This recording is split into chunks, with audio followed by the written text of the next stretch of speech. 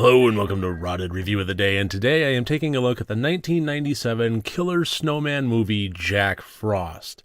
This is one that I had never seen before, and I've always kind of wanted to. I remember perusing the horror movie section and seeing this VHS cover, and it was really unique. It had that kind of holographic two-tone kind of thing. I forget the name of the effect, but tilt it one way or the other, you get a different image, and this had a regular snowman on it, and then it turned into the Killer Snowman when you tilted it. And I was really intrigued by that, and for some reason, it has taken me many, many years to actually get down to watching it, and I finally did last night, and what I walked away with was this was a pretty terrible movie that is just entertaining enough to, I would think, be worth watching.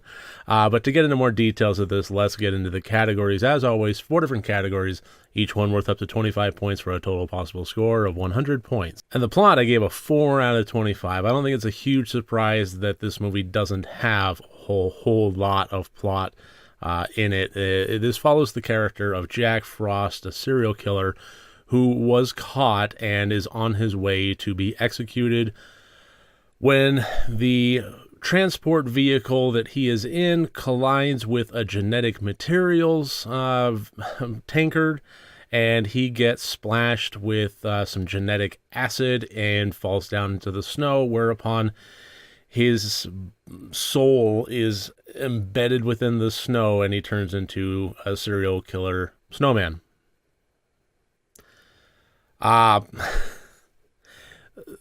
Honestly, the way that everything was set up, this was silly enough without having to go the Killer Snowman route. But they did, and it just continued being silly from there. And while I think that's the point of it, which I'll get into in the next category, for this one, as far as how well something was written, there just wasn't a whole lot there. This was pretty much this was an idea kicked around the boardroom. We can have a killer what? A killer jar of peanut butter. No, we can have a killer parsnip. Killer Snowman. Yeah. And they did. And they basically centered the film around it, putting characters in his path. And that's ultimately just kind of how it went. So 4 out of 25 for the plot. Now, the intent, I gave a 20 out of 25.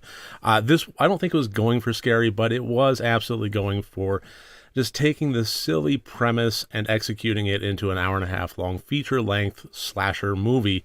And on that note, I think that it achieved its goal quite well. I know I say this a lot when the intentions get a high score in relation to the others, but this is why I have the intent categories for movies just like this. I feel that horror gets a bad rap, and movies such as this, I want to take into account what they intended to do, whether or not it was good or bad, and then judge it based on how well they succeeded at that. And I think ultimately they succeeded fairly well at this really silly premise. The acting, I gave an 11 out of 25. This was honestly not terrible. It wasn't great. The acting was definitely not great, but I was kind of expecting terrible, and it wasn't. The performances there of all the people that were engaged in this storyline, if you can call it that, with Jack Frost, I thought was actually pretty believable. Sam, the sheriff, played by Christopher Allport, I thought did actually a fairly decent job in this. He played it fairly seriously, and that was something that I really liked about it. It was the other characters in this film played their roles fairly seriously. There wasn't a whole lot of over-the-top cheekiness to it.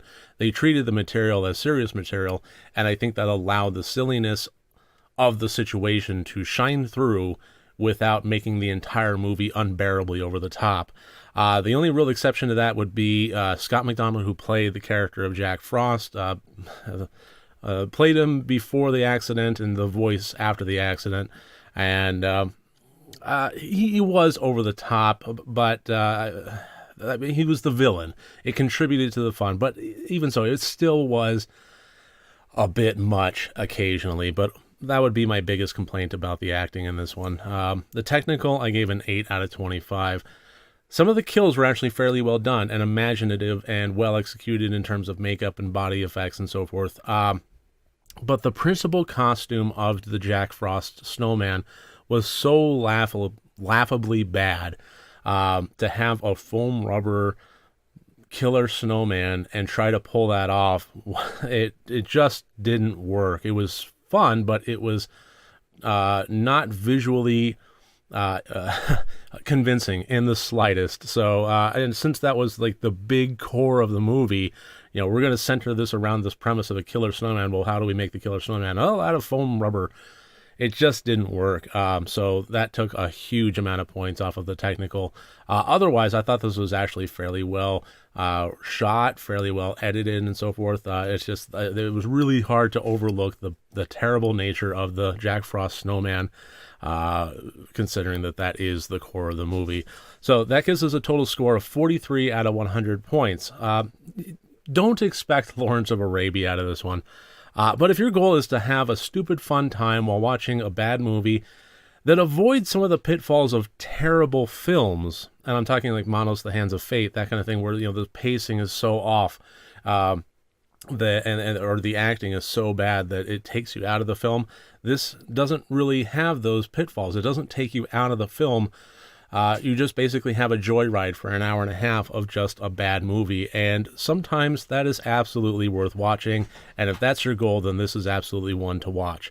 So that should about do it for 1997's review of Jack Frost. I really thank you for joining me here today. Look forward to seeing you tomorrow, and remember, next time you want to watch a horror movie, first make sure that it's good and rotted.